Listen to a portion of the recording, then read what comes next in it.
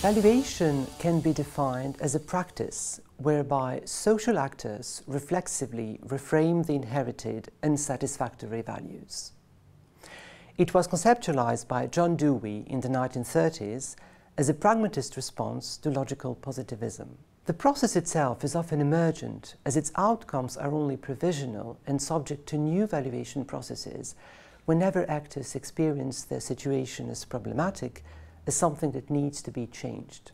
Valuation is therefore a process driven by people affected by something, often dissatisfied by the current situation, experienced as detrimental to how they wish to live, work and act. More concretely, what do we do when we engage in valuation in a mundane life? Imagine the growing sense that something is going wrong.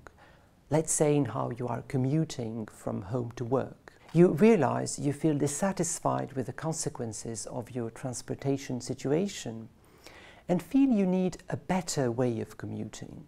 This is where you may start inquiring about what could be done and experimenting with new solutions. You may naturally start publicly sharing your reflections and revising your judgments, for instance with your colleagues, family and friends. This is where you may begin to imagine alternatives, compare and evaluate different options, and finally act according to the new ideas that you find more desirable and more suitable, for instance biking and taking the train instead of driving a car. So valuation does not consider values as abstract properties, private preferences or undebatable statements, but as observable facts, practices and judgments.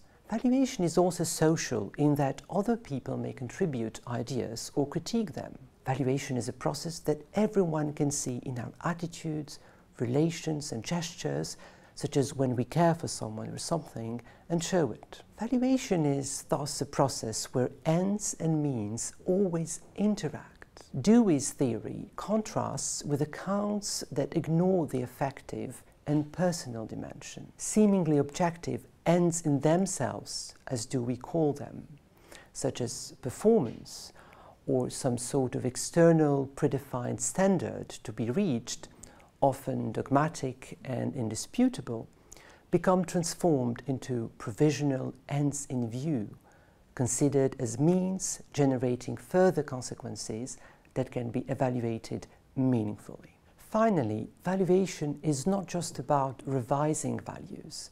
In a Deweyan perspective, the process implies an ethical and political dimension. Values are not all equal. The pragmatists embrace only those that enable emancipation and help democratic processes flourish, whether it be in corporations, NGOs, public institutions, or simply our families. To summarize, John Dewey's theory of valuation is a framework illuminating how we care for better futures and act accordingly.